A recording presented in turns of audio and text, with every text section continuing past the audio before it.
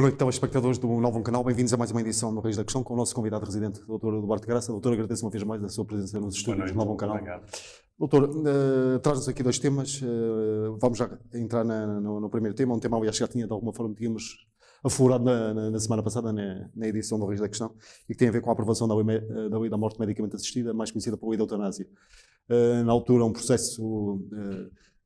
portanto, o processo há algum tempo atrás esteve na Assembleia, foi reprovado, desta vez, portanto, com a maioria dos deputados a votarem em sentido contrário, a votarem favoravelmente esta lei da eutanásia, que agora terá, obviamente, de seguir os seus trâmites e de ser apreciada pelo Presidente da República, Marcelo Rebelo de Sousa.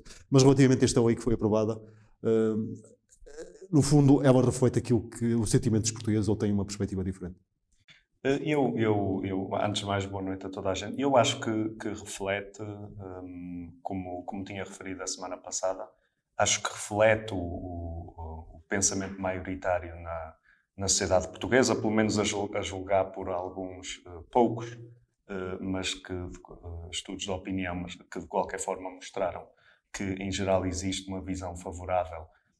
Apesar de haver a tal diferença, não é? Sabendo nós que a esmagadora maioria das pessoas em Portugal se identifica enquanto católica, apesar de haver essa espécie de quase contrassenso, no sentido em que, embora seja maioritária a posição favorável à eutanásia na sociedade portuguesa, a posição da Igreja é manifestamente contra essa medida e a existência dessa possibilidade. Portanto, isto mostra de certa forma que, de qualquer forma, as pessoas, em geral, conseguem manter uma liberdade de pensamento, enfim, de consciência, à parte daquilo que são as suas convicções religiosas ou de outra natureza, em geral. Acho que isso ficou plasmado naquilo que foi a votação final na Assembleia da República, em que, no fundo, só houve três forças políticas que acabaram por se definir ideologicamente contra, que foi o PCP, o CDS e o Chega. Surpreendeu a posição do PCP de alguma forma? Não, porque já tinha sido a posição... Aliás, neste sentido até existe uma dualidade curiosa naquilo que é a Coligação Democrática Unitária, que é formada pelo PCP e pelo Partido Ecologista dos Verdes, no sentido em que o PCP é manifestamente contra e os Verdes são a favor e até apresentaram um projeto próprio, como já tinham apresentado na legislatura anterior, quando isto também tinha sido levado a votos. Mas não surpreende, porque o PCP já se tinha pronunciado nesse sentido e, portanto, foi coerente com aquilo que é a sua posição de sempre. Agora, aquilo que vimos é que, finalmente, aquilo que, ao que tudo indica, é a posição maioritária da sociedade portuguesa, foi aprovada na Assembleia da República e agora, como referiu, seguirá os seus trâmites. Aliás, eu ainda hoje estava a ver e foi ontem publicada a lei para dar seguimento, precisamente, para o resto do processo, tendo já sido aprovada na Assembleia da República. E, portanto, como tínhamos falado a semana passada, eu acho difícil que Marcelo se arrisque a vetar, no sentido em que é altamente improvável que consiga ter alguma influência no desenho do processo em si, até porque a forma como o processo está desenhado, e eu já falarei mais em detalhe daqui a pouco, é uma forma extremamente segura, com várias etapas, com todo um conjunto de salvaguardas que servem precisamente para garantir que não possam ser cometidas alguns excessos. Portanto, digamos que a lei que foi aprovada foi trabalhada e desenhada nesse sentido. Sim, exatamente, e eu acho que a versão final tem um enorme nível de segurança. Mas talvez antes de passar a essa análise do projeto em específico, falemos um bocadinho daquilo que foi a discussão anterior, também os antecedentes históricos, em certo sentido. Como já referimos, não é a primeira vez que isto é votado na Assembleia da República. A primeira vez em que que foi votado foi em 2018, em maio, em que efetivamente, por pouco, mas foi rejeitada pela Assembleia da República na altura, que tinha uma composição, enfim, bastante diferente, embora houvesse a tal maioria à esquerda. Mas mesmo aí, nessa altura, desculpa interromper, doutor, já havia indícios de que a lei, indo novamente ao plenário, poderia ser aprovada. Já havia, portanto... É assim, claro que dependeria sempre da composição a que chegasse a Assembleia da República, mas a noção que havia é que, pelo menos da forma como estava a decorrer o projeto denominado por Geringonça, não é? Os acordos dos partidos à esquerda com o Partido Socialista, sabia-se que havia uma forte possibilidade que, com as novas eleições, viesse uma composição da Assembleia da República mais favorável. E isto porque, no Partido Socialista, apesar de darem liberdade de voto, a posição esmagadora é a favor. O Bloco de Esquerda tem uma posição, e sempre teve a favor, de uma posição ideológica a favor desta questão. E mesmo, por exemplo, no PSD, exatamente, vemos, aliás, no resultado desta votação, 14 parlamentares do PSD a votar a favor do projeto final. Inclusive o próprio líder da bancada de Salvador, Rui Rio, neste caso. PSD Rui Rio. Portanto, acho que existe um consenso alargado. 5 forças políticas apresentaram um projeto desta vez, mais uma que as 4 que tinham apresentado em 2018. Desta vez houve também a Iniciativa Liberal, que em 2018 não estava representada na Assembleia da República. Aquilo, só para me referir um bocadinho àquilo que tinha sido a discussão há 2 anos e pouco, porque havia um grande argumento nessa altura, que se tornou muito menos legítimo agora, que era a questão aliás, sobretudo, recordo-me do CDS e do PSD usarem esse argumento, que é a questão de várias forças políticas, ou quase nenhuma, aliás, ter tido esta questão inscrita nos seus programas eleitorais que levaram a votos e dos quais resultou a composição parlamentar que o povo português votou em 2015. Que é uma questão que, aliás, é regularmente levantada por forças políticas que, quando, de certa forma,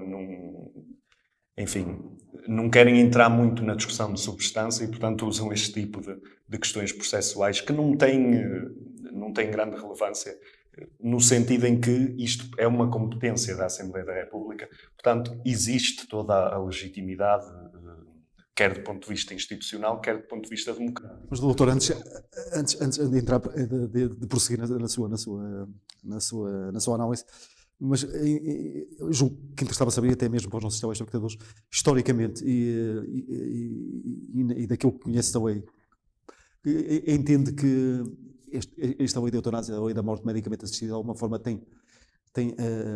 reflete aquilo que é o sentimento da sociedade, e historicamente ela tem alguma... Eu suponho que historicamente até nem... portanto, estamos a falar de uma lei que historicamente portanto, não terá sido até defendida, portanto esta questão surge mais recentemente sim, até. Sim, é uma questão bastante recente, muito mais recente que outras questões sociais. Pelo que eu estive a ver, aliás, isso foi referido do tal debate em 2018, em que foi levantada a questão dos programas eleitorais e tudo isso, que, por exemplo, o Bloco de Esquerda tinha isto inscrito no programa eleitoral de 2009, por exemplo, e provavelmente foi a primeira vez em que essa questão foi sequer levantada, não é? Portanto, é bastante recente. Mas, de qualquer forma, já existe, e daí eu achar que, em qualquer sentido, percebe-se, compreende-se o porquê de esta provavelmente ser a posição, ou melhor, da posição maioritária da sociedade portuguesa ser a favor. Porque isto trata-se muito também de uma questão de sensibilidade pessoal e de uma questão que muitas vezes tem a ver com as vivências das próprias pessoas. Em geral, as pessoas que já tiveram que ver um familiar a passar por uma situação em que está com, enfim, dores, com um sofrimento extremo, perante uma doença terminal ou uma lesão permanente muito grave, em geral compreende o que está por trás da necessidade de se dar esta liberdade às pessoas para poderem tomar uma decisão que, sendo muito difícil, é uma decisão que é pessoal e que deve ser sempre contemplada no domínio dos direitos individuais. E, portanto, acho que nesse sentido já havia, de certa forma, entre aspas, um terreno fértil no sentido de... e daí o processo também não ter sido mais demorado, como outras conquistas sociais foram, porque já existia essa receptividade, de certa forma. Exatamente, essa predisposição. E, portanto, como é evidente, a discussão surgiu, sobretudo, quando em 2016 foi apresentado um manifesto por um conjunto de personalidades, entre os quais, aliás, o ex-deputado do Bloco de Esquerda, João Semedo, que introduziram precisamente no debate público e no debate político este tema, e isso serviu de rampa de lançamento para todas as discussões que se foram desenvolvendo. Aliás, eu lembro-me de ver muitas iniciativas de variada natureza sobre esta questão. Portanto, de certa forma, foi cumprido, antes de serem contemplados os projetos, mesmo em 2018, foi cumprido aquela ideia abstrata que normalmente existe sobre a necessidade de um grande debate nacional sobre este tipo de questões muito sensíveis. Mas, doutor, desculpe interromper uma vez. Mas este tema, de alguma forma, independentemente portanto, independentemente daquilo que é, portanto, ou daquilo, da sua aprovação ou não, foi aprovado na Assembleia, mas ele terá que sair os seus trâmites agora e terá que ser apreciado também pelo Presidente da República. Mas, independentemente disso e dos trâmites que vier subsequentes que terá que fazer, perguntava-lhe se, dentro daquilo que é o próprio espírito da lei, não há aqui, porque a lei diz que há a reserva da vida, da própria vida, não há aqui uma conflitualidade. Não existe, aliás, lá está, este tipo de coisas também é sempre matéria de discussão sobre a conformidade com o espírito da Constituição, não é? Mas, num sentido muito específico, aquilo que é o direito à vida e o direito à vida ser inviolável, não significa que numa situação tão específica como esta, não se possa prever este tipo de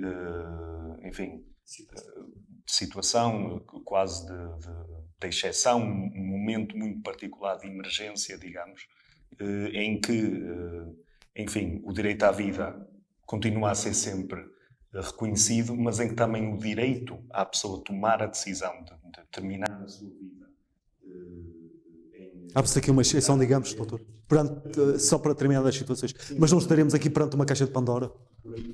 Não no sentido em que, e é importante ver esta questão, portanto, qualquer alteração que venha a acontecer à lei como existe neste momento, será contemplada no seu tempo. Ou seja, se surgir alguma proposta, aí se verá o conteúdo dessa proposta e o mérito ou demérito que poderá ter. Agora, a aprovação ou reprovação deve depender da forma como a lei existe neste momento. E a verdade é que esta lei não contempla muitos dos casos que foram usados quase como... enfim, nesse sentido, quase como a dizer que podemos aprovar isto agora, mas isto abre caminho para possíveis alterações futuras e situações como se vê às vezes na Bélgica ou nos Países Baixos, ou quê. Mas é importante manter presente que esse tipo de situações, na altura em que forem contempladas, aí sim é que se discute. Neste momento, aquilo que interessa é olhar para aquilo que foi o projeto aprovado, não é? E ver precisamente o conjunto de salvaguardas que existem para mesmo aquelas pessoas que pensam que o maior problema disto é precisamente os abusos que podem acontecer, ficarem de certa forma descansadas que este é um processo ainda bastante complexo. E, portanto, doutor, esse argumento deve tranquilizar os portugueses? Apesar dessas exceções e desses mecanismos estarem devidamente assegurados Eu acho que tranquiliza sempre, aliás, tranquiliza, como é evidente, mesmo as pessoas que são a favor. Quer dizer, acho que pouca gente pensará que a ideia de um processo seguro e efetivo é a pessoa a expressar a sua vontade de antecipar a morte, e isso ser feito 10 ou 15 segundos depois, não é? O processo nunca foi pensado para ser dessa forma. E nesse sentido, talvez eu possa começar por elencar algumas das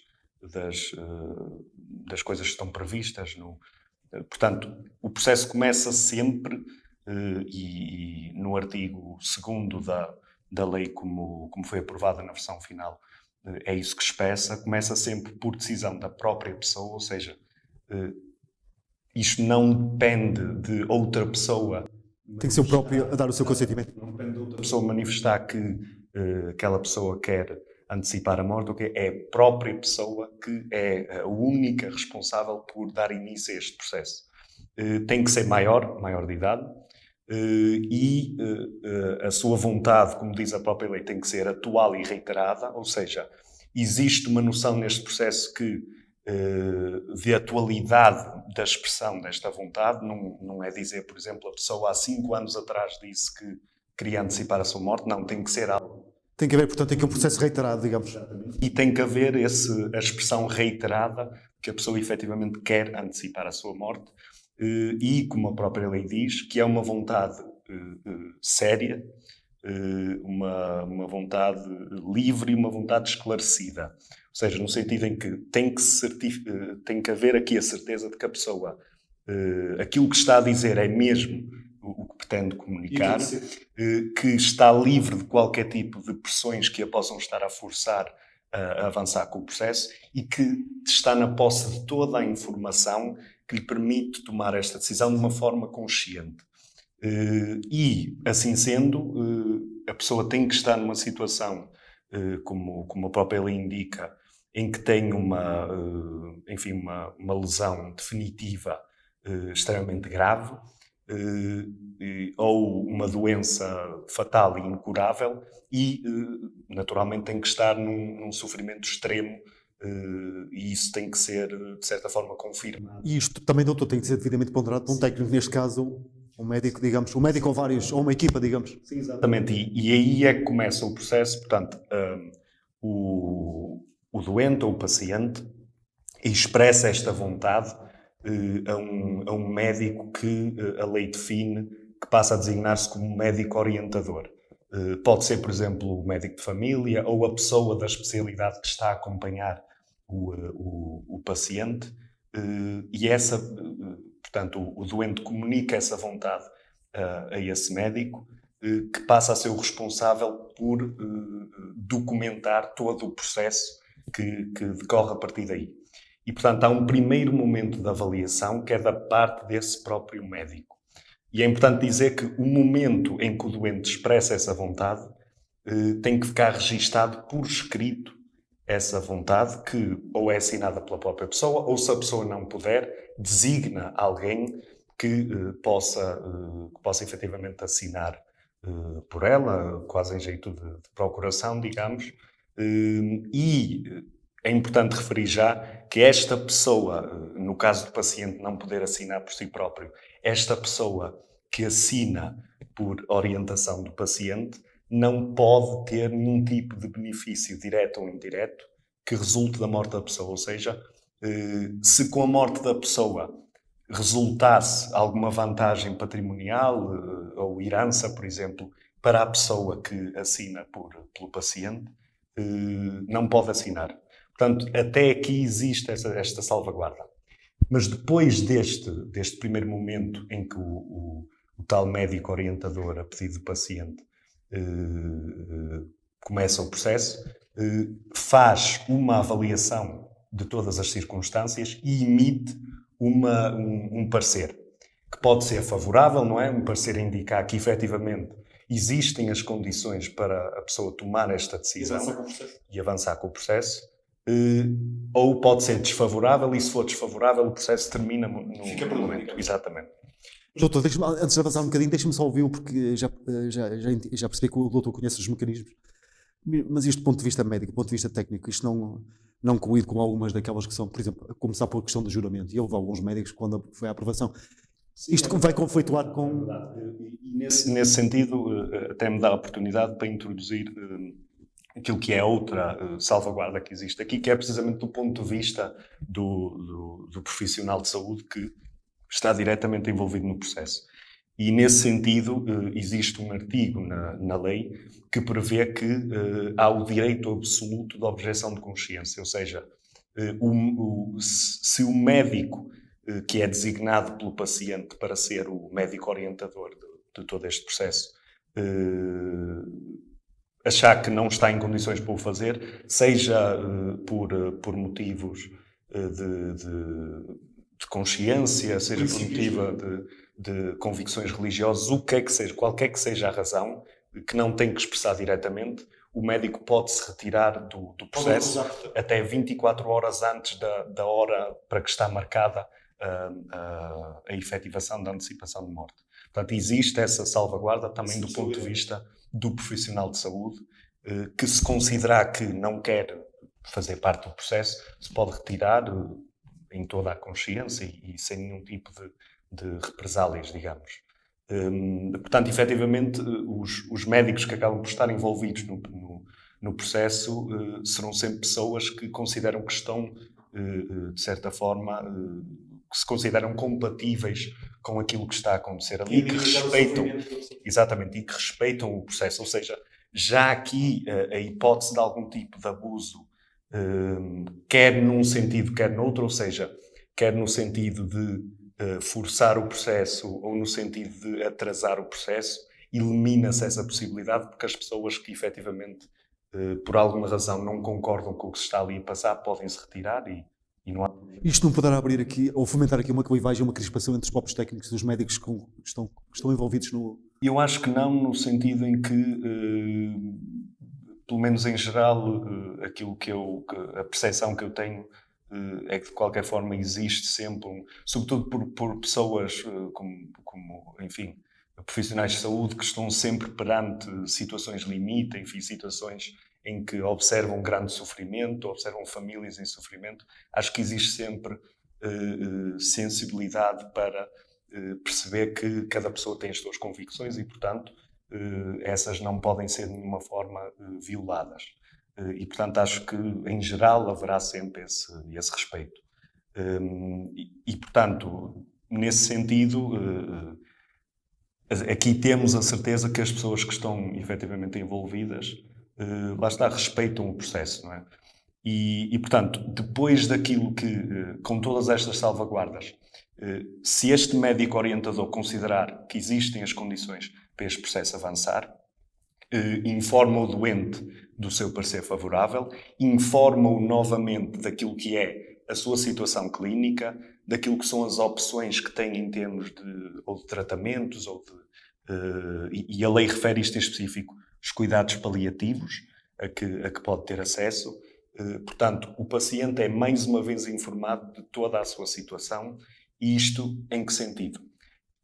Nessa fase, a pessoa volta a ter que expressar a sua vontade por escrito, se quer continuar com o processo ou não. Portanto, já temos aqui uma segunda fase, o tal sentido reiterado desta expressão de vontade, em que a pessoa tem que novamente assinar um documento. Se não o puder fazer, será um terceiro, digamos, é isso, não é, doutor? Se não puder fazer, aliás, por exemplo, sem qualquer fase do processo acontecer, por exemplo, a pessoa ficar inconsciente, por exemplo, o processo é interrompido. E se a pessoa não acordar com alguma distância em relação à data que ficou definida, o processo é também cancelado. Portanto, também existe esta salvaguarda no sentido em que a pessoa tem que estar a todo momento perfeitamente consciente do que se está ali a passar. E, portanto, depois desta segunda confirmação por parte da pessoa, depois do parecer favorável do médico orientador, segue o processo para um médico especialista na área em que o paciente tem a sua doença ou lesão definitiva. E a ideia é precisamente que este médico especialista se foque naquilo que é o sentido incurável e fatal dessa doença ou a gravidade da lesão definitiva. Portanto, a ideia é o médico especialista confirma que existem as condições para se considerar que a pessoa está num grande sofrimento e que está efetivamente a enfrentar a enfrentar a morte ou enfrentar uma vida com muito pouca qualidade. E mais uma vez, se o parecer deste médico for desfavorável, o processo é cancelado. Se for favorável, prossegue e o médico orientador volta a informar a pessoa de como decorreu o processo e o paciente volta a ter que assinar um documento. Se desejar continuar com o processo, assina um novo documento a expressar a sua vontade de continuidade. O que é que acontece a este momento? E aqui entra a importância da questão psicológica, que é se o médico orientador considerar que há alguma razão para duvidar que a vontade da pessoa ou não é séria, ou não é livre, ou não é esclarecida, ou que a pessoa tem algum tipo de perturbação psíquica ou de ordem psicológica, envia o processo para um especialista de psiquiatria, que precisamente se foca em avaliar se a pessoa está nas condições psicológicas para poder tomar esta decisão. Se o parecer for favorável, ou melhor, se for desfavorável, o processo termina. Mais uma vez, se for favorável, o paciente é informado disso e, se quiser continuar o processo, assina mais uma vez o documento. E aqui entra, finalmente, aquilo que é, portanto, chegado a este momento, o processo é enviado pelo médico orientador para uma comissão que foi criada, que é criada de acordo com a lei, especialmente para este efeito, que é a Comissão de Verificação e Avaliação dos Procedimentos Clínicos de Antecipação da Morte. E esta comissão é constituída por 5 pessoas, 2 delas especialistas em matérias legais, que são indicadas pelo Conselho Superior da Magistratura e pelo Conselho Superior do Ministério Público, e 3 delas especialistas na área de medicina, sendo que uma é indicada pela Ordem dos Enfermeiros, uma indicada pela Ordem dos Médicos e uma indicada pelo Conselho Nacional de Ética para as Ciências da Vida. E, portanto, existem todas as componentes, a legal, a médica e a ética, estão contempladas nesta comissão, exatamente, que tem por objetivo avaliar todos os processos que existem de pedido de antecipação de morte. Todos os processos passam por esta comissão. Se esta comissão for desfavorável, o processo termina. Se for favorável, o processo, o paciente é mais uma vez informado e tem que assinar um outro documento a expressar a sua vontade, se quiser continuar com o processo. E aqui chega o momento em que o médico orientador e o paciente concordam ou acordam aquilo que é a data, a hora e o local para decorrer então a antecipação da morte. E até o momento em que acontece, aliás, para além do médico orientador, tem que estar presente pelo menos mais um profissional de saúde e qualquer pessoa que o paciente queira que esteja presente, até o momento em que acontece a antecipação de morte, a pessoa pode pedir o cancelamento. Até o momento em que acontece, se a pessoa tiver dúvidas, se a pessoa expressar alguma vontade em sentido contrário, É recuar. exatamente. O médico orientador e o outro profissional de saúde, qualquer pessoa que esteja presente, tem que estar atenta, não é? E suspende-se o processo se a pessoa começar a ter algum tipo de dúvida sobre aquilo que está a acontecer ali. E, portanto... Mas, doutor, deixa-me só... Eu gostava... Este é um processo demasiado extenso. E complexo, e tem, não é, todos estes trâmites que, efetivamente, é difícil, depois desta explicação oral, lembrar de tudo, mas dá para perceber... Pois foi claro nas várias fases que... É um processo, é precisamente um processo desenhado para se garantir em absoluto que estão todas as condições médicas, psicológicas, éticas e legais presentes para que este processo decorra com toda a segurança. Mas, doutor, deixa-me só fazer esta questão. Mas estamos aqui perante uma alteração de paradigma, digamos, do ponto de vista cultural. Sendo Portugal um país, e eu suponho que ainda continua a ser assim, um país maioritariamente católico, em que o peso da Igreja está bastante presente, embora em alguns setores isso já não aconteça tanto como é sebejamente conhecido, mas estamos aqui perante uma alteração, digamos, de paradigma. Existe no sentido, aliás, apesar desse dado que parece quase um contrassenso, no sentido em que há países que são muito menos, em que as pessoas tendem a ser muito menos religiosas do que em Portugal, mas que têm muitos menos avanços em questões sociais como esta, como Portugal tem. Aliás, Portugal julgo que o 7º país a aprovar algo deste tipo, não é? A permitir a antecipação da morte medicamente assistida. E, portanto, de facto, acho que acaba por ser só um contrassenso no sentido teórico, porque acho mesmo, e os estudos de opinião que foram feitos mostram isso, que uma maioria relativamente confortável de pessoas em Portugal percebe que esta é uma questão pessoal enfim, como dizia João Semedo, aqui o único critério é mesmo da própria pessoa. A pessoa decide aquilo que lhe acontece num momento muito específico em que está perante sofrimento e está a enfrentar a morte ou uma vida com muito pouca qualidade. E, portanto, cabe a cada pessoa decidir o seu próprio destino nesse sentido. E é importante, só para terminar, a questão do processo e a questão legal. A Inspeção-Geral das Atividades em Saúde também está envolvida no processo e, portanto, de certa forma, fiscaliza o processo em todo o seu decorrer, e se em algum momento o representante da Inspeção-Geral considerar que há algum tipo de problema ou irregularidade no processo, pode também terminá-lo.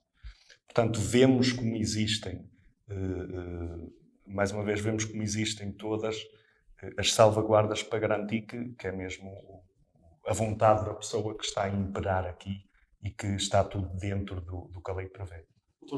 Nós tínhamos aqui um outro tópico, mas terá que ficar para a próxima edição. Eu agradeço-lhe uma vez mais os seus esclarecimentos e a forma como nos deu uma perspectiva de todo este processo. Um tópico, um tema que sem dúvida fraturante e que mexe obviamente com as consciências e que eu acho que deve fazer cada um de nós ponderar, e a própria sociedade ponderar sobre todo este processo. Mais uma vez agradeço e aproveito para me despedir dos telespectadores do Novo Canal e obrigado pela preferência. Boa noite.